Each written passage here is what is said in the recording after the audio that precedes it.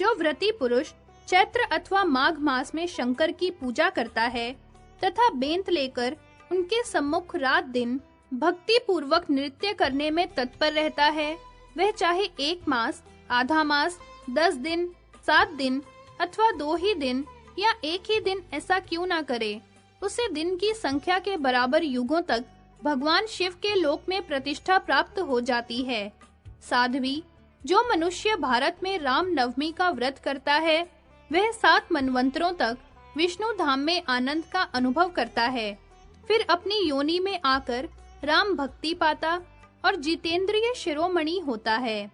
जो पुरुष भगवती की शरतकालीन महापूजा करता है, साथ ही नृत्य, गीत तथा वाद्य आदि के द्वारा नाना प्रकार के उत्सव मनाता है, वह पुरुष भगवान शिव के लोक में प्रतिष्ठित होता है। फिर श्रेष्ठ योनि में जन्म पाकर वह निर्मल बुद्धि पाता है। अतुल संपत्ति, पुत्र पौत्रों की अभिवृद्धि, महान प्रभाव तथा हाथी घोड़े आदि वाहन, ये सभी उसे प्राप्त हो जाते हैं। वह राजा राजेश्वर भी होता है, इसमें कोई संशय नहीं है। जो पुरुष पुण्य क्षेत्र भारतवर्ष में रहकर भाद्रपद मास की शुक्ल अष्टमी के अवसर पर 1 पक्ष तक नित्य भक्ति भाव से महालक्ष्मी की उपासना करता है, 16 प्रकार के उत्तम उपचारों से भली भांति पूजा करने में संलग्न रहता है, वह वैकुंठ धाम में रहने का अधिकारी होता है। भारतवर्ष में कार्तिक की पूर्णिमा के अवसर पर सैकड़ों गोप एवं गोपियों को साथ लेकर रास मंडल संबंधी उत्सव मनाने की बड़ी महिमा है। उस दिन पाषाणमयी प्रतिमा में 16 प्रकार के उपचारों द्वारा श्री राधा श्री कृष्ण की पूजा करें। इस पुण्यमय कार्यों को संपन्न करने वाला पुरुष गोलोक में वास करता है और भगवान श्री कृष्ण का परम भक्त बनता है। उसकी भक्ति क्रमशः वृद्धि को प्राप्त होती है। वह सदा भगवान श्री हरि का मंत्र जपता है। वहाँ भगवान श्री कृष्ण के समान रूप प्राप्त करके उनका प्रमुख पार्षद होता है। जरा और मृत्यु को जीतने वाला उस पुरुष का पुनः वहाँ से पतन नहीं होता। जो पुरुष शुक्ल अथवा कृष्ण पक्ष की एकादशी का व्रत करता है, उसे वैकुंठ में रहने की सुविधा प्राप्त होती है। फिर भारतवर्ष में आकर वह भगवान श्री कृष्ण का अनन्य उपासक होता है। क्रमशः भगवान श्री हरि के प्रति उसकी भक्ति सुदृढ़ हो जाती है। शरीर त्यागने के बाद पुनः गोलोक में जाकर वह भगवान श्री कृष्ण का सारूप्य प्राप्त करके उनका पार्षद बन जाता है। पुनः उसका संसार में आना नहीं होता। जो पुरुष भाद्रपद मास की शुक्ल द्वादशी तिथि के दिन इंद्र की पूजा करता है, वह सम्मानित होता है। जो प्राणी भारतवर्ष में रहकर रविवार, संक्रांति अथवा शुक्ल पक्ष की सप्तमी तिथि को भगवान सूर्य की पूजा करके हविष्यान भोजन करता है, वह सूर्य लोक में विराजमान होता है। फिर भारतवर्ष में जन्म पाकर आरोग्यवान और धनाढ्य पुरुष होता है।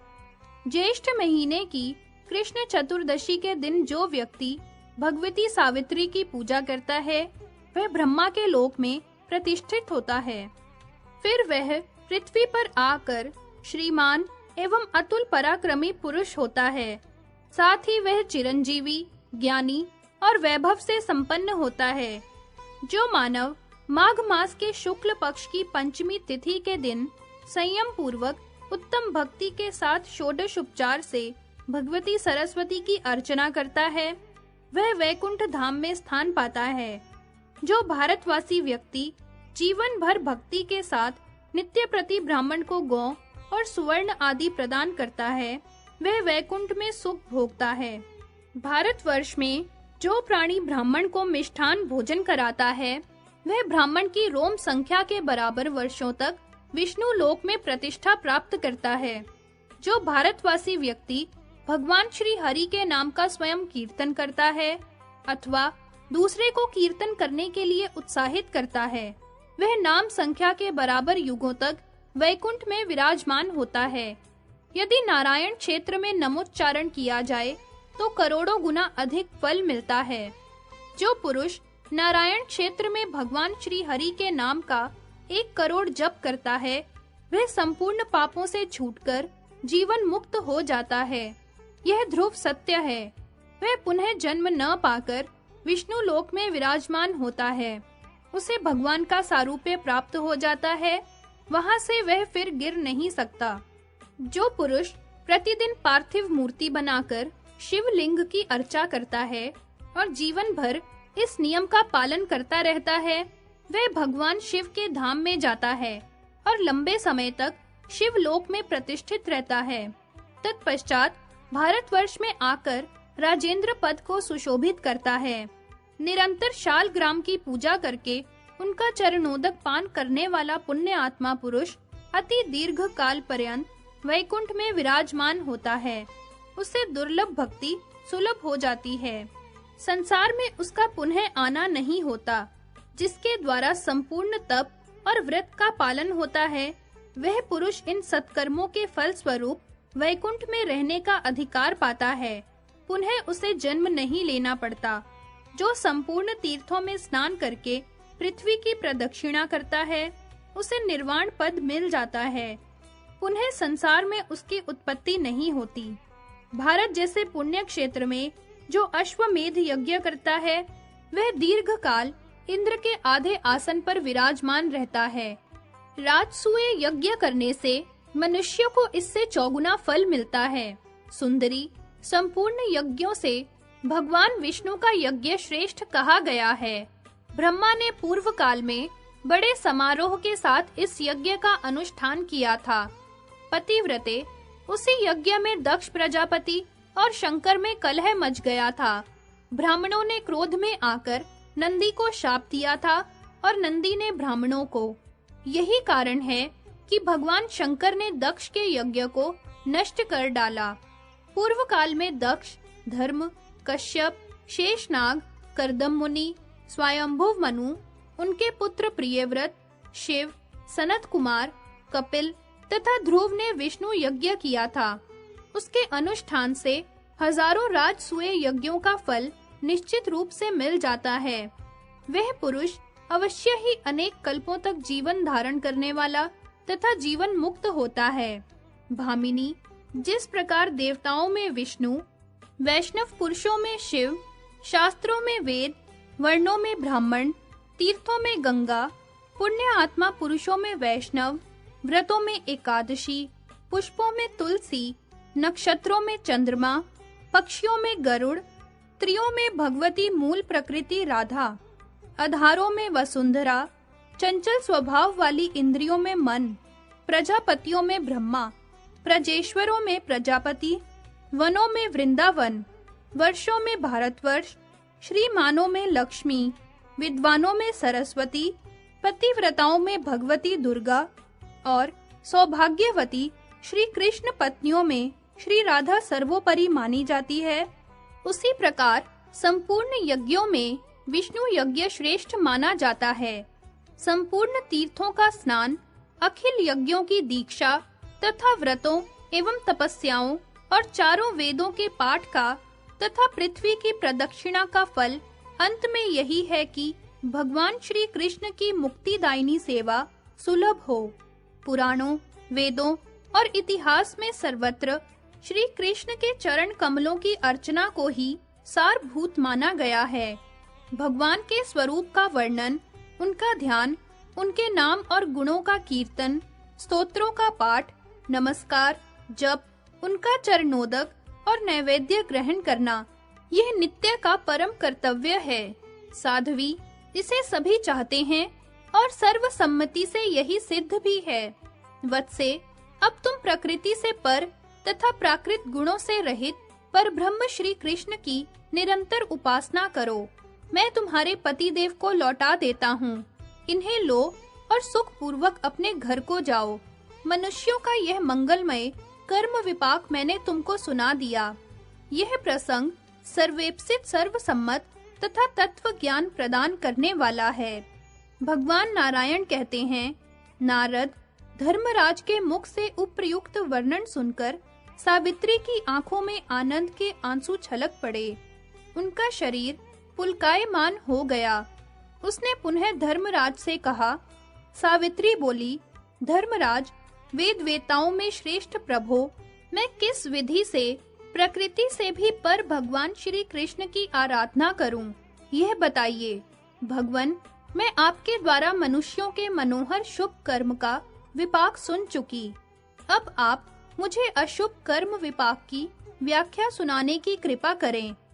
ब्राह्मण, सती सावित्री इस प्रकार कहकर फिर भक्ति से अत्यंत नम्र हो वेदोक्त स्तुति का पाठ करके धर्मराज की स्तुति करने लगी।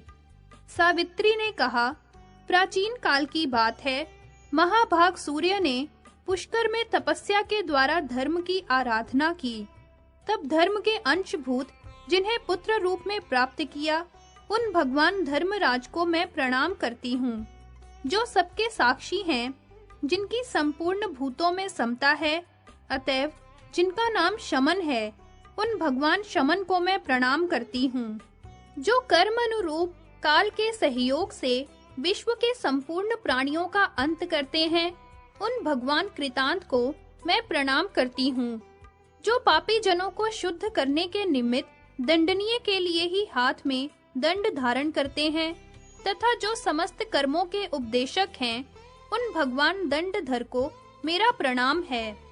जो विश्व के संपूर्ण प्राणियों का तथा उनकी समूची आयु का निरंतर परिगणन करते रहते हैं, जिनकी गति को रोक देना अत्यंत कठिन है, उन भगवान काल को मैं प्रणाम करती हूँ। जो तपस्वी, वैष्णव, धर्मात्मा, संयमी, जितेंद्रिय और जीवों के लिए कर्म फल देने को उद्यत हैं, उन भगवान यम को मैं प्रणाम करती हूँ। जो अपनी आत्मा में रमण करने वाले, सर्वज्ञ, पुण्यात्मा पुरुषों के मित्र तथा पापियों के लिए कष्टप्रद हैं, उन पुण्य मित्र नाम से प्रसिद्ध भगवान धर्मराज को मैं प्रणाम करती हूँ। जिनका जन्म ब्रह्मा जी के वंश में हुआ है तथा जो ब्रह्म तेज से सदा प्रज्वलित रहते हैं, एवं जिनके द्वारा पर ब्रह्म का सतत ध्यान होता रहता है, उन ब्रह्मवंशी भगवान धर्मराज को मेरा प्रणाम है। मुने, इस प्रकार प्रार्थना करके सावित्री ने धर्मराज को प्रणाम किया। तब धर्मराज ने सावित्री को विष्णु भजन तथा कर्म के विपाक का प्रसंग सुनाया। जो मनुष्य प्रातः उठकर निरंतर इस यमाष्टक का पाठ करता है, उसे यमराज से भय नहीं होता और उसके सारे पाप नष्ट हो जाते हैं। यदि महान पापी व्यक्ति भी भक्ति से संपन्न होकर निरंतर इसका पाठ करता है, तो यमराज अपने काय व्यूह से निश्चित ही उसकी शुद्धि कर देते हैं। नरकुंडों और उनमें जाने वाले पापियों तथा पापों का वर्णन। भगवान नारायण कहते हैं, नारद, रविनंदन धर्मराज ने सावित्री को विधि पूर्वक विष्णु का महामंत्र देकर अशुभ कर्म का विपाक कहना आरंभ किया। धर्मराज ने कहा, पतिव्रते, मानव शुभ कर्म के विपाक से नरक में नहीं जा सकता। नरक में जाने के कारण है अशुभ कर्म का विपाक। अतएव अब मैं अशुभ कर्म के विपाक बतलाता हूँ, सुनो। नाना प्रकार के स्वर्ग हैं। प्राणी अपने अपने कर्मों के प्रभाव से उन स्वर्गों में जाते हैं। नरकों में जाना कोई भी मनुष्य नहीं चाहता, परंतु अशुभ कर्म के विपाक उन्हें नरक में जाने के लिए विवश कर देते हैं। नरकों में नाना प्रकार के कुंड हैं। विभिन्न पुराणों के भेद से इनके नामों के भी भेद किए गए हैं। ये सभी कुंड बड़े ही विस्तृत हैं। पापियों को दुख का भोग कराना ही इन कुंडों का प्रयोजन है। वत्से, ये भयंकर कुंड अत्यंत भयावह तथा कुत्सित हैं। इनमें 86 कुंड तो प्रसिद्ध हैं, जो संयमनीपुरी में स्थित हैं। इनके अतिरिक्त कुछ अप्रसिद्ध भी हैं। साध्वी, इन प्रसिद्ध कुंडों के नाम बतलाता हूँ, सुनो। व्रही कुंड, तप्त कुंड, भयानक क्षार कुंड, विट्ट कुंड, मूत्र कुंड, दुस्सह श्लेष्म कुंड, गर कुंड, नेत्रमल कुंड, दुशिका कुंड, वसा कुंड, शुक्र कुंड, असृक कुंड, कुत्सित अश्रु कुंड, गात्रमल कुंड, कर्णाविट कुंड, मज्जा कुंड, मांस कुंड, दुस्तर नख कुंड, लोम कुंड, केश कुंड, दुखद अस्थि कुंड, प्रतप्ताम्र कुंड, मन क्लेशदायक प्रतप्तलोह कुंड, क्षीण कंटक कुंड, विघ्नप्रद विष कुंड, चर्म कुंड, तप्त सुरा कुंड, प्रतप्त तैल कुंड, दुर्वह दंत कुंड, कृमिकु कुंड, पूय कुंड, दूरदंत सर्प कुंड, मशक कुंड, दंश कुंड, भयंकर गरल कुंड, वज्र द्रष्ट कुंड, वृक्षिक कुंड, शर कुंड, शूल कुंड, भयंकर खड़क कुंड, गोल कुंड, नक्र कुंड, शोकास्पद काक कुंड, सज्जान कुंड, वाज कुंड, दुस्तर वज्र कुंड, तप्त पाषाण कुंड, तीक्ष्ण पाषाण कुंड, लाला कुंड, मसी कुंड, सदारुण चरुण कुंड, चक्र कुंड, वक्र कुंड, अत्यंत दुस्सह कर्म कुंड, ज्वाला कुंड, भस्म कुंड, पूति कुंड, तप्त सुरमी कुंड, असिपत्रम कुंड, शूरशार कुंड, शूचिमुख कुंड, नक्रमुख कुंड, गोधामुख कुंड, गजदंश कुंड, गोमुख कुंड तथा कुंभीपाक, कालसूत्र, अवटोद, असंतुद, पांशुभोज, पार्श्ववेष्ट, शूलप्रोत, प्रकंपन, उल्लामुख, अंधकूप, वेधन, दंतताड़न, जालंध्र, देहचूर्ण, दलन, शोषणकर, सूर्पमुख, ज्वालामुख, जिम्भ, धूमांध तथा नागवेष्टन कुंड हैं। सावित्री, ये सभी कुंड पापियों को क्लेश देने के लिए निर्मित हैं। 10 लाख किंकरगण सदा इनकी देखरेख में नियुक्त रहते हैं। उन किंकरों के हाथों में दंड, शूल और पाश रहते हैं। वे भयंकर एवं मदभिमानी किंकर हाथों में भयावह गदा और शक्ति लिए रहते हैं। उनमें दया नाम तक भी नहीं रहती। उन्हें कोई किसी प्रकार से रोक नहीं सकता। उन तेजस्वी और निर्भीक अनुचरों की तांबे के सदृश रत्न वर्ण की आंखें कुछ पीले पीले रंग की है। योग सिद्धि से संपन्न होने के कारण वे नाना प्रकार के रूप धारण कर लिया करते हैं। मृत्यु काल उपस्थित होने पर समस्त पापी जीवों को वे स्वयं दिखाई देते हैं। शिव, देवी, सूर्य और गणपति के उपासक तथा अपने कर्मों में निरत रहने वाले सिद्ध योगी पुरुषों को अपने पुण्य प्रभाव से उनके सम्मुख नहीं जाना पड़ता। जो अपने धर्म से सदा निरत रहते हैं, जिनका हृदय विशाल है तथा जो पूर्ण स्वतंत्र हैं, जिन्हें स्वप्न में भी कभी इष्ट देव के दर्शन प्राप्त हो सके हैं, ऐसे वैष्णव पुरुषों को वे बलवान एवं निश्चक यम किंकर कभी दिखाई नहीं देते। साध्वी, इन कुंडों की संख्या का निरूपण तो कर चुका। अब किन पापियों को किन कुंडों में जाना पड़ता है उन्हें बताता हूँ, सुनो। साध्वी, भगवान हरि की सेवा में संलग्न रहने वाले पुण्यात्मा, योगी, सिद्ध, व्रती, तपस्वी और ब्रह्मचारी पुरुष नरक में नहीं जाते। ये ध्रुव सत्य है। जो शक्तिशाली मनुष्य बल के अभिमान में आकर खलता के कारण अपने कटुवचनों के द्वारा बांधवों को दग्ध करता है, वो अग्निकुंड नामक नरक में जाता है। उसके शरीर में जितने रोम होते हैं उतने वर्षों तक उसे उस नरक में वास करना पड़ता है। फिर वो 3 बार पशु योनि में जन्म पाता है। जो मूर्ख मानव घर में आए हुए भूखे और प्यासे दुखी ब्राह्मण को भोजन नहीं देते, वो तप्त कुंड नरक में जाते हैं। अपने रोम के बराबर वर्षों तक दुखप्रद नरक में वास करने के पश्चात 7 जन्मों तक वो पक्षी होते हैं। जो मनुष्य रविवार, सूर्य संक्रांति, अमावस्या और श्राद्ध के दिन वस्त्रों को क्षार पदार्थ से धोता है, उसे सूत के बराबर वर्षों तक क्षार सूत्र में रहना पड़ता है। फिर 7 जन्मों तक वो धोबी होता है। जो अपने अथवा दूसरों के द्वारा की हुई ब्राह्मण और देवताओं की वृत्ति को छीन लेता है, वो 60,000 वर्षों के लिए विटकुंड नामक नरक में जाता है। पुनः पृथ्वी पर आकर उतने ही वर्षों तक विष्ठा के कीड़े की योनि में रहता है। जो दूसरों के तड़ाग में बिना उसकी आज्ञा लिए तड़ाग निर्माण करता है तथा भाग्य दोष से उसका विधिवत उत्सर्ग करता है, ऐसा व्यक्ति उस दोष के कारण मूत्रकुंड नामक नरक में जाता है। उसे वहाँ वे मूत्रादि अपवित्र वस्तुएं भोजन के लिए मिलती हैं। फिर 7 जन्मों तक भारतवर्ष में वह गोधा होकर रहता है। मधुर पदार्थ को अकेले ही खा जाने वाला व्यक्ति श्लेष्म कुंड नामक नरक में जाता है। तत्पश्चात वो प्रेत बनता है। जो माता पिता, गुरु, स्त्री, पुत्र, पुत्री अथवा अनाथ का भरण पोषण नहीं करता, वो गरल विषकुंड नामक नरक में जाता है और पूरे 1000 वर्षों तक उसे खाने के लिए विष मिलता है। तत्पश्चात वो भूत योनि में जाता है। जो मनुष्य अतिथि को क्रोध भरे नेत्रों से देखता है, उस पापी के लिए दिए हुए जल को पितर और देवता भी नहीं ग्रहण करते। उसको यही ब्रह्म हत्या जैसे घोर पापों का फल मिल जाता है। अंत में इनके फलस्वरूप प्राणी दूषिका कुंड नामक नरक में जाता है। वहाँ पूरे 100 वर्षों तक दूषित पदार्थ भोजन करके रहना पड़ता है। फिर भूत की योनि में रहने के पश्चात वो पवित्र होता है। यदि ब्राह्मण को दी हुई वस्तु फिर से दूसरे को दी जाए तो उस दूषित कर्म के प्रभाव से दाता को 100 वर्षों तक के लिए वसाकुंड नामक नरक में जाना पड़ता है।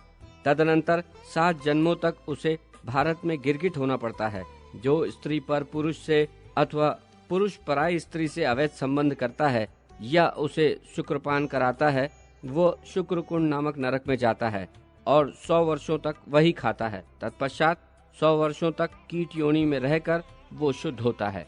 जो गुरु अथवा ब्राह्मण को मारकर उनके शरीर से रक्त बहा देता है उसे असृक कुंड नामक नरक की प्राप्ति होती है। उसमें रहकर वो रक्तपान करता है। तदनंतर 7 जन्मों तक वो व्याघ्र रहता है। फिर क्रमशः मानव योनि में जन्म पाता है। जो श्री कृष्ण का गुणगान के अवसर पर भक्त को आंसू बहाते तथा गद्यवाणी से हरि गुण गाते देखकर अनुचित रूप से उसका उपहास करता है, वो मानव 100 वर्षों तक अश्रु कुंड नामक नरक में वास करता है।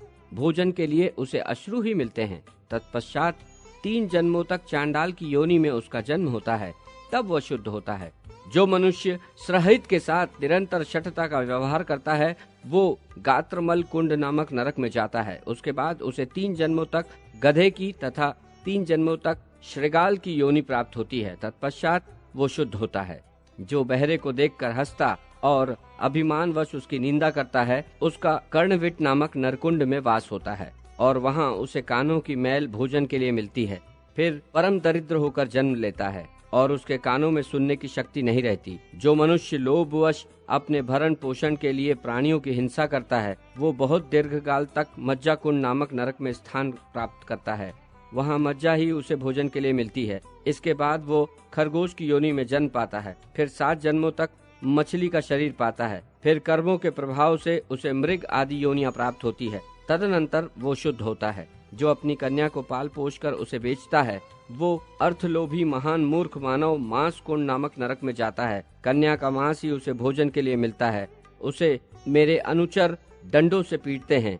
मांस का भार मस्तक पर उठाकर वो ढोता है और भूख लगने पर उससे चूहते हुए रक्त की धारा चाटता है। तदनंतर वो पापी भारत में जन्म पाकर कन्या की विष्ठा का कीड़ा होता है। फिर 7 जन्मों वधिक होता है। उसके बाद उसे 3 जन्म तक सुअर और 7 जन्मों तक कुत्ते की योनि मिलती है। फिर 7 जन्मों तक मेढक, जोंक और कौवे की योनि प्राप्त होती है। तत्पश्चात वो शुद्ध हो जाता है। जो मनुष्य व्रतों, श्राद्धों और उपवास के लिए संयम के दिन शौर कर्म करता है वो संपूर्ण कर्मों के लिए अपवित्र माना जाता है। साध्वी, ऐसा करने वाला व्यक्ति नरकुंड में स्थान पाता है। जो भारत में केश युक्त पार्थिव लिंग की पूजा करता है वो दीर्घकाल तक केश कुंड में वास करता है। उसके बाद महादेव जी के कोप से वो यवन होता है। फिर 100 वर्ष के बाद उसे शुद्धि मिलती है। जो मानव विष्णुपद नामक तीर्थ में पितरों को पिंड नहीं देता वो अस्थि कुंड नामक नरक में वास करता है। फिर 7 जन्मों तक मानव शरीर पाकर वो लंगड़ा और अत्यंत दरिद्र होता है। उस तरह दंड भोगने के बाद उसकी शुद्धि होती है। जो महामूर्ख मानव अपनी गर्भवती स्त्री का सेवन करता है वो जलते हुए ताम्र कुंड नामक नरक में वास पाता है। अवीरा तथा शंग ऋतु स्ताना का अन्न खाने वाला मनुष्य 100 वर्षों तक जलते हुए लौह कुंड नामक नरक में रहता है। इसके बाद उसे रजक की योनि और चर्मकार की योनि प्राप्त होती है। जो चाम छूकर बिना हाथ धोए दैव द्रव्य को स्पर्श करता है वो चर्म कुंड नामक नरक में वास करता है।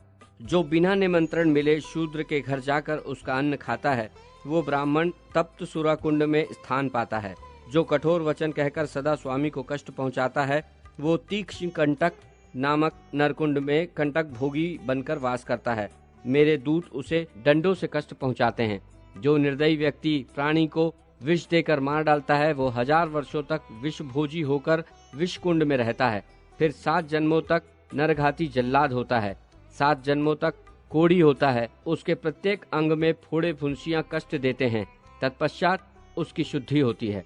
जो पुण्य क्षेत्र भारतवर्ष में जन्म पाकर बैल जोतने वाला व्यक्ति डंडे से बैल को स्वयं मारता है अथवा भृत्य द्वारा मारता है वो तप्त तैल नामक नरकुंड में रहता है। उसे बैल के जितने रोए होते हैं उतने वर्षों तक उसे बैल होकर कष्ट भोगना पड़ता है। साध्वी, जो निर्दयी व्यक्ति डंडे से, लोहे से अथवा बंसी से प्राणी की हिंसा करता है वो युगों तक दंत कुंड नामक नरक में स्थान पाता है। इसके बाद मानव योनि में जन्म पाकर उदर रोग से दुखी होता है।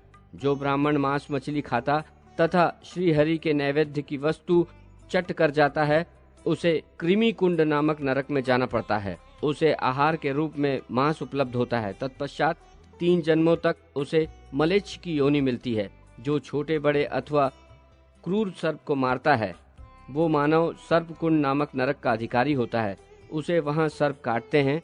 सर्प का विट उसे खाने को मिलता है। तत्पश्चात वह सर्प की योनि पाता है। इसके बाद थोड़ी आयु वाला मानव होता है। उसके शरीर में दाद आदि चर्म रोग होते हैं। फिर वो सांप के काटने पर बड़े क्लेश से मृत्यु को प्राप्त होता है। ब्रह्मा के विधान से रक्तपान जिनकी जीविका ही निश्चित है, उन मच्छर आदि शूद्र जंतुओं को जो मारते हैं, वे मृत जीवों के दंश कुंड और मशक कुंड नामक नरकों में निवास करते हैं। दिन रात जो जंतु उन्हें काटते रहते हैं, उन्हें खाने को कुछ नहीं मिलता। तदुपरांत उस शूद्र जंतु की योनि में जन्म लेता है। फिर वो अंगहीन मानव होता है। जो दंड न देने योग्य व्यक्ति को अथवा ब्राह्मण को दंड देता है, वो वज्रद्रष्ट नामक नरकुंड में जाता है। उसमें कीड़े ही कीड़े रहते हैं। उसे कीड़े खाते हैं और वो हाहाकार मचाया करता है। जो मूढ़ भूपाल धन के लोभ से प्रजा को सताता है, वो वृश्चिक कुंड नामक नरक में स्थान पाता है।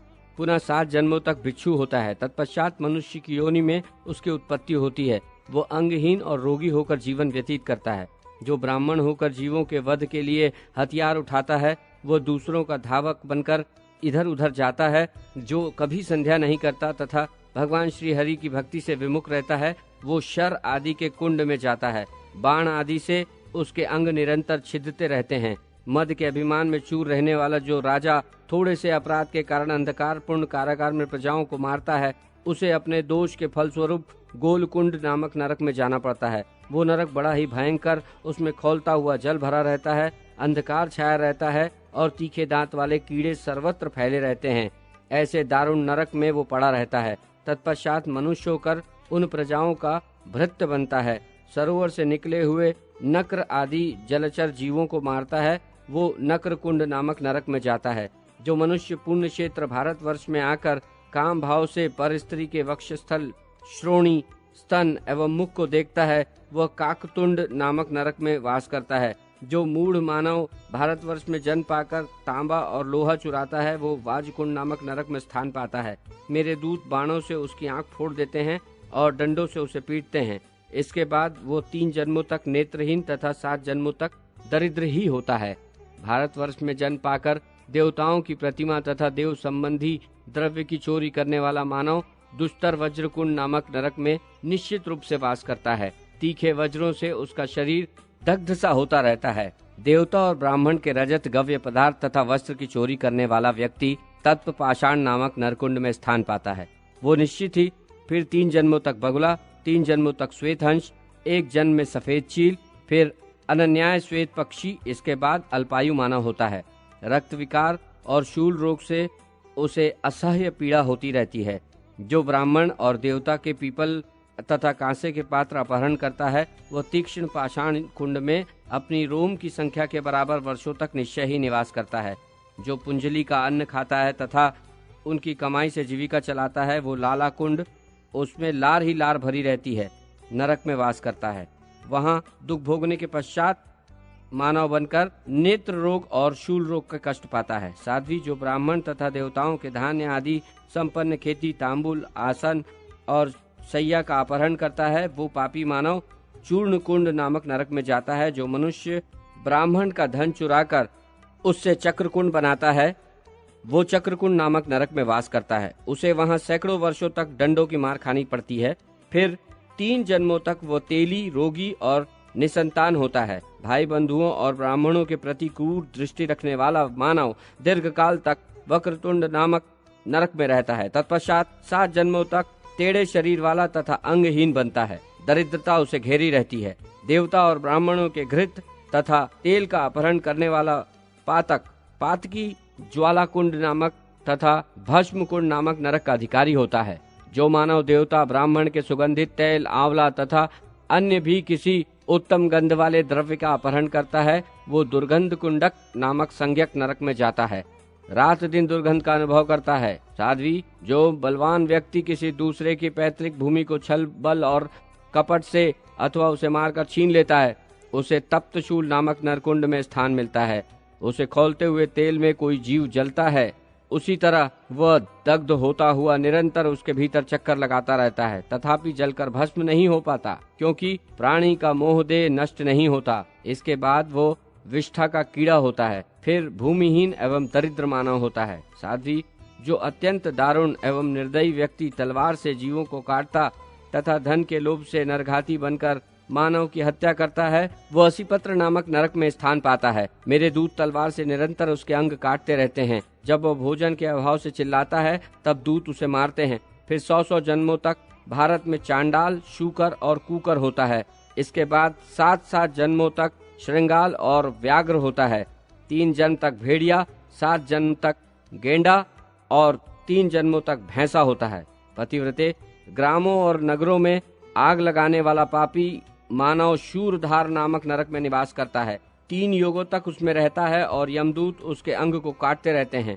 फिर उसे प्रेत की योनि मिल जाती है और उसके मुंह से आग उगलता हुआ वो जगत में भ्रमण करता है। फिर 7 जन्मों तक अमेध्य भोजी, खद्योत, महान शूल रोगी और गलित कुष्ठी मानव होता है, जो दूसरे के कान में मुंह लगाकर पराये की निंदा करता है। दूसरे के दोष जानने जिसकी विशेष स्पृहा रहती है तथा जो देवता ब्राह्मण की निंदा किया करता है, वो 3 युगों तक सूची मुख नामक नरक में स्थान पाता है। सूची में उसके सभी अंग छिद्र किए जाते हैं। फिर बिच्छू, सांप, वज्रकीट तथा आग फैलाने वाले कीड़ों की योनियों में 7 जन्मों तक भटकता रहता है। जो गृहस्थियों के घर में सेंध लगाकर घुस जाते हैं और भीतर पड़ी वस्तुएं चुरा लेते हैं तथा गाय, बकरे और भेड़ों की चोरी करते हैं, वो गोधीमुख नामक नरक में जाते हैं। फिर दूतों की मार खाते हुए 3 युगों तक उन्हें वहीं रहना पड़ता है। साधारण वस्तु चुराने वाला व्यक्ति नक्रमुख संज्ञक नरक में जाता है। मेरे दूतों की मार सहते सहते हुए वो वहां पर पड़ा रहता है। फिर उसकी शुद्धि हो जाती है। जो हाथियों, घोड़ों और गौओं को मारता है तथा वृक्षों को काटता है, वो महान पातकी व्यक्ति गजदंश नामक नरक में दीर्घकाल तक रहता है। मेरे दूत हाथी के दांत लेकर उन्हीं से उसको निरंतर पीटते रहते हैं। फिर 3 जन्मों तक वो हाथी, घोड़े, गौ एवं मलेच्छ जाति की योनि में उत्पन्न होता है। प्यासी गौएं जल पीते समय जो उसे दूर हटा देता है, वो पुरुष गौमुख नामक नरकुंड में प्रवेश करता है। वहाँ सब और कीड़े और खौलता हुआ जल भरा रहता है, वो उसी में जलता हुआ वास करता है। इसके बाद दीर्घ रोगी एवं दरिद्र मानव होता है, जो गौ, ब्राह्मण, स्त्री, भिक्षुक तथा गर्भ की प्रत्यक्ष अथवा अतिदेशी की हत्या करता है एवं कराता है। वो अगम्या स्त्री के साथ गमन करता है। वो महान नीच व्यक्ति कुंभीपाक नरक में निवास करता है। मेरे दूत निरंतर मारते हुए उसे चूर्ण चूर्ण कर देते हैं। प्रज्वलित अग्नि, कंटक और खोलते हुए तेल में और गर्म लोहे तथा आग से सप्तक तांबे पर क्षण क्षण भर गिरता रहता है। फिर गीद, सुअर और कौआ और बाद में सर्प होता है। तदनंतर वो विष्ठा का कीड़ा होता है। फिर बैल होने के पश्चात कोड़ी मनुष्य होता है। दरिद्रता उसका साथ कभी नहीं छोड़ती। साध्वी, जो भगवान श्री कृष्ण और उनकी प्रतिमा में अन्य देवताओं तथा उनके विग्रहों में शिव तथा शिवलिंग में सूर्य तथा सूर्यकांतमणि में गणेश और उनकी प्रतिमा में सर्वत्र भेद बुद्धि करता है, उसे अतिदेश की ब्रह्म हत्या लगती है। अर्थात शास्त्र की आज्ञा के अनुसार उसे ब्रह्म हत्या लगती है। जो अपने गुरु, इष्ट देव और जन्मदात्री माता से भेद बुद्धि करता है, उसे ब्रह्म हत्या लगती है। जो विष्णु भक्तों तथा अन्य देव भक्तों में, ब्राह्मणों एवं ब्राह्मणेतरों में तुलना करता है, उसे ब्रह्म हत्या लगती है। परिपूर्णतम भगवान श्री कृष्ण सर्वेश्वर हैं।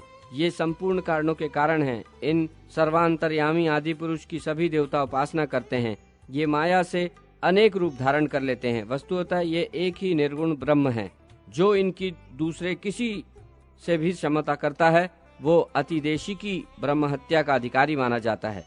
वेद में कहे हुए देवताओं और पितरों के परंपरागत पूजन का जो निषेध करता है, वो ब्रह्म हत्या को प्राप्त करता है। जो भगवान ऋषिकेश तथा उनके मंत्रोपासकों की निंदा करता है, जो पवित्रों में भी परम पवित्र हैं, जिनका विग्रह आनंद में ज्ञान स्वरूप है तथा जो वैष्णव जनों के परम आराध्य एवं देवताओं के सेव्य हैं, उन सनातन भगवान श्री हरि की जो पूजा नहीं करता बल्कि उल्टे निंदा करता है, उन्हें भी ब्रह्म हत्या लगती है। जो सर्वदेवी स्वरूपा, सर्वाध्या, सर्ववंदिता, सर्व कारण स्वरूपा, विष्णु भक्तिनी प्रदायिनी, सती, विष्णु माया, सर्वशक्ति स्वरूपा तथा सर्व माता प्रकृति हैं, उनकी जो निंदा करते हैं, उन्हें ब्रह्म हत्या प्राप्त होती है। श्री कृष्ण जन्माष्टमी, रामनवमी, एकादशी, शिवरात्रि और रविवार व्रत ये अत्यंत पुण्य प्रदान करने वाले हैं। जो ये परम पवित्र 5 व्रत नहीं करते, वे चांडाल से भी अधिक नीच मानव ब्रह्म हत्या के भागी होते हैं। जो भारतवासी मानव अम्बुवाची योग में अर्थात आद्रा नक्षत्र के प्रथम चरण में पृथ्वी खोदते तथा जल में मल मूत्रादि करते हैं, उन्हें ब्रह्म हत्या लगती है। जो समर्थ होकर श्री गुरु, माता, भाई, साध्वी, स्त्री, पुत्र, पुत्री तथा अनाथों का भरण पोषण नहीं करते, वे ब्रह्म हत्या के ही अधिकारी होते हैं। जो भगवान श्री हरि की भक्ति से वंचित हैं, उसे ब्रह्म हत्या लगती है। निरंतर भगवान श्री हरि को भोग लगाकर भोजन नहीं करने वाला और भगवान विष्णु तथा पुण्यमय पार्थिवेश्वर की उपासना से विमुख रहने वाला ब्रह्म हत्यारा कहा जाता है। अब अतिदेश की गौ हत्या बतलाते हैं। कोई व्यक्ति गौ को मार रहा हो, उसे देखकर जो निवारण नहीं करता तथा जो गौ और ब्राह्मण के बीच होकर निकलता है, वो गौ हत्या का अधिकारी होता है। जो मूर्ख डंडों से गौ को पीटता है, बैल पर आरूढ़ होता है, उसे प्रतिदिन गौ वध का पाप लगता है। जो पैर से अग्नि का स्पर्श और गौ पर चरण प्रहार करता है तथा स्नान करके बिना पैर धोए घर के भीतर प्रवेश करता है, उसे गौ वध का पाप लगता है। जो पति अपने स्त्री का सतीत्व बेचकर जीविका चलाती है और संध्या नहीं करती, उसे गौ हत्या लगती है। जो स्त्री अपने स्वामी तथा श्री कृष्ण में भेद बुद्धि करती तथा कठोर वचनों से पति के हृदय पर आघात पहुंचाती है, उसे निश्चय ही गौ हत्या लगती है। जो गौओं के जाने के मार्ग को खोदकर तथा तड़ाग एवं उसके ऊपर की भूमि को जोतकर उसमें अनाज बोता है, वो गौ हत्या के पाप का भागी होता है। राज की उपद्रव और दैवी प्रकोप के अवसर पर जो स्वामी यत्न पूर्वक गौ की रक्षा नहीं करता बल्कि उसे उल्टे दुख देता है, उस मूढ़ मानव को गौ हत्या अवश्य लगती है। जो किसी प्राणी को देव प्रतिमा के स्नान कराने के बाद वहां से बहते हुए जल को, देवता के नैवेद्य को तथा नरमाल्य पुष्प को लांघता है, वो गौ हत्या का भागी होता है। जो अतिथियों के लिए सदा ना ही किया करता है, झूठ बोलता है और दूसरों को ठगता तथा देवताओं और गुरुओं से द्वेष करता है, उसे गौ हत्या का पाप लगता है। जो देव प्रतिमा, गुरु और ब्राह्मण को देखकर वेग पूर्वक उन्हें प्रणाम नहीं करता, उसे गौ हत्या अवश्य लगती है। जो ब्राह्मण प्रणाम करने वाले व्यक्ति को क्रोध में आकर आशीर्वाद नहीं देता तथा विद्यार्थी को विद्या नहीं पढ़ाता, उसे गौ हत्या लगती है। गुरु पत्नी, राजपत्नी, सौतेली माँ, सगी माँ, पुत्री, पुत्र, पुत्रवधू, सास, गर्भवती स्त्री, बहन, सहोदर, भाई की पत्नी, मामी, दादी, नानी, बुआ, मौसी, भतीजी, शिष्या, शिष्य पत्नी, भांजे की स्त्री, भाई के पुत्र की पत्नी, इन सब को ब्रह्मा जी ने अत्यंत अगम्य बताया है। जो पुरुष काम भाव से इन पर दृष्टिपात करता है, उसे अधम मानव कहा गया है। वेदों में उसे मात्रगामी कहा गया है। उसे ब्रह्म हत्या का पाप फल प्राप्त होता है। किसी भी सत्कर्म में उसे नहीं लिया जा सकता। वो महापापी अत्यंत दुष्कर कुंभीपाक नामक नरक में जाता है। भद्रे, मैंने नरकों में जाने वाले लोगों के लक्षण बतला दिए। इन नरक कुंडों से अतिरिक्त नरकों में जो जाते हैं, उनका प्रसंग कहता हूँ, सुनो। साध्वी, जो द्विज, पुंजली और वेश्या का अन्न खाता तथा उसके साथ गमन करता है, वो मरने के पश्चात कालसूत्र नामक नरक में जाता है। इसके बाद रोगी होता है। एक पति की सेवा करने वाली स्त्री पतिव्रता कहलाती है। दूसरे से संबंध स्थापित करने पर उसे कुलटा कहते हैं। तीसरे के संपर्क पे आने में उसे धर्षणी जानना चाहिए। चौथे के पास जाने वाली पुंजली मानी जाती है। पांचवे छठे के साथ गमन करने वाली स्त्री को वेश्या की संज्ञा दी जाती है। सातवें आठवें के संपर्क में आने वाली युग्मी कहलाती है। इसके बाद और अधिक पुरुषों के पास जाने वाली स्त्री को महावेश्या कहते हैं। वो सब के लिए अस्पर्श है। जो द्विज, कुलटा, धर्षिणी, पुंजली, युग्मी, वेश्या और महावेश्या के साथ गमन करता है, वो अवटोद नामक नरक में जाता है। ये निश्चित है। कुलटागामी 100 वर्षों तक, धर्षिणीगामी 400 वर्षों तक, पुंजलीगामी 600 वर्षों तक, वेश्या 800 वर्षों तक, युग्मीगामी 1000 वर्षों तक तथा महावेश्यागामी कामुक मानव इससे 100 गुने वर्षों तक अवटोद नरक में वास करता है। यमदूत उस पर प्रहार करते हैं। फिर कुलटागामी तित्तिर, धर्षिणीगामी कौआ और पुंजलीगामी कोयल, वेश्यागामी श्रृगाल, युग्मीगामी सूअर तथा महावेश्यागामी मरघट में सेमलन का वृक्ष होकर 7 जन्मों तक पाप का फल भोगते हैं। जो ज्ञानहीन मानव सूर्य ग्रहण अथवा चंद्र ग्रहण के समय भोजन करता है, वो अरुतुंड नामक नरक में निवास करता है। वो जितने अन्न के दाने खाता है, उतने वर्षों तक उसे उस नरक में वास करना पड़ता है। इसके बाद वह उदर रोग से पीड़ित होकर मानव का जन्म लेता है। फिर गुल्म रोगी, काना और दंतहीन होता है। जो अपनी कन्या का वागदान करके किसी दूसरे वर के साथ उसका विवाह करता है, वो पांशु भोज नामक नरक में स्थान पाता है। पांशु ही उसे भोजन के लिए मिलता है। साध्वी जो दान में दी हुई वस्तु को फिर से ले लेता है वो पष्टवेश नामक नरक में निवास करता है। वहाँ शयन करने के लिए बाणों की सैया मिलती है, फिर दूतों की मार भी खानी पड़ती है। जो ब्राह्मण को दंड देता है तथा जिसके भय से ब्राह्मण कांपता है वो व्यक्ति प्रकपन्न नामक नरक में वास करता है। जो स्त्री क्रोध भरे मुख से रोष पूर्वक अपने पति को देखती तथा कटु वचन कहती है वह उल्का मुख नामक नरक में जाती है। मेरे दूत उसके मुख में उल्का देते हैं और डंडों से उसके मस्तक पर प्रहार करते हैं। इसके बाद मनुष्य योनि में आकर वो विधवा तथा रोगिणी होती है। वेश्या को वेदन कुंड में, युग्मी को दंडताड़न कुंड में और महावेश्या को जालबंधन कुंड में, कुल्टा को देहचूर्ण कुंड में, स्वैरिणी को दलन कुंड में तथा धृष्टा को शोषण कुंड में यातना भोगने के लिए निवास करना पड़ता है। मेरे दूत उन पर प्रहार करते हैं। साध्वी ये पापनी स्त्रियां विष्ठा, मूत्र आदि अपवित्र वस्तुएं खाकर निरंतर कष्ट भोगती रहती हैं। जो पुरुष हाथ में तुलसी लेकर की हुई प्रतिज्ञा का पालन नहीं करता अथवा झूठी शपथ खाता है वह ज्वालामुख नामक नरक में जाता है। हाथ में गंगा जल तथा शालग्राम की प्रतिमा लेकर प्रतिज्ञा करके उसका पालन नहीं करने वाला भी ज्वालामुख नरक का ही भागी होता है। जो दाना हाथ उठाकर प्रतिज्ञा करता है, देव मंदिर में जाकर या गौ और ब्राह्मण को छूकर वचनबद्ध होता है और फिर उसका पालन नहीं करता, उसे भी ज्वालामुख नरक की ही प्राप्ति होती है। मित्रद्रोही, कृतघ्न, विश्वासघाती और झूठी गवाही देने वाला ये सब ज्वालामुख नरक में ही स्थान पाते हैं। वहाँ उन्हें प्रतप्त अंगार खाने के लिए मिलते हैं और मेरे दूत उन्हें पीड़ा पहुंचाते रहते हैं। तुलसी छूकर झूठी शपथ खाने वाला 7 जन्मों तक चांडाल होता है। गंगा जल लेकर प्रतिज्ञा करके उसे न पालन करने वाला 5 जन्मों तक मलेच्छ होता है। देवी शालग्राम को स्पर्श करके की हुई प्रतिज्ञा का पालन न करने वाला 7 जन्मों तक विष्ठा का कीड़ा होता है। देव प्रतिमा को छूकर झूठी शपथ खाने वाला फोड़े का कीड़ा होता है। खुले हाथों से देने की झूठी प्रतिज्ञा करने वाला 7 जन्मों तक सर्प होता है। इसके बाद बिना हाथ का मानव होकर फिर शुद्ध होता है। देव मंदिर में असत्य बोलने वाला 7 जन्मों तक देवल होता है। ब्राह्मण आदि के सम्मुख प्रतिज्ञा करके उसका पालन न करने वाला अग्रदानी होता है। तदनंतर 3 जन्मों तक वो गूंगा और बहरा मानव होता है। मित्र से द्रोह करने वाला नेवला होता है। कृतघ्न गेंडा और विश्वासघाती व्याघ्र होता है। वक्तव्य में जो झूठी गवाही देता है वो भालू होता है। ये उपयुक्त पापी मानव अपने आगे और पीछे की 7-7 पीढ़ियों को नरक में गिराते हैं। मूर्खता के कारण अपनी नित्य क्रिया से विहीन, वेद के वचनों से अनास्था रखकर निरंतर कपट पूर्वक उनका उपहास करने वाला तथा व्रत और उपवास से रहित एवं उत्तम सद्वाक्य का निंदक कुटिल ब्राह्मण जिभ्य एवं हिमदोक नरक में निवास करता है। जो व्यक्ति देवता और ब्राह्मण के धन का अपहरण करता है उसे आगे पीछे 10-10 पीढ़ियों को नरक में गिराकर स्वयं भी वहां गिरना पड़ता है। धूम के अंधकार से पूर्ण धूमांध नामक नरक में जाता है। उसे धुएं के कारण कष्ट भोगना पड़ता है। भोजन के लिए उसे धूम्र ही मिलता है।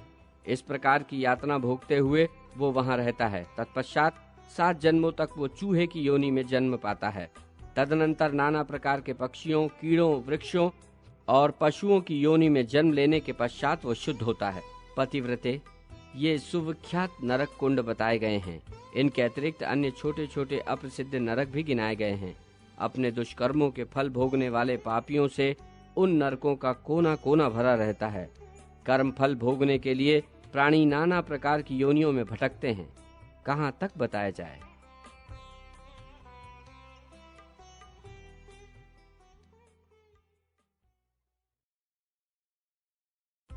पंच देवोपासकों के नरक में न जाने का कथन तथा 86 प्रकार के नरक कुंडों का विशद परिचय।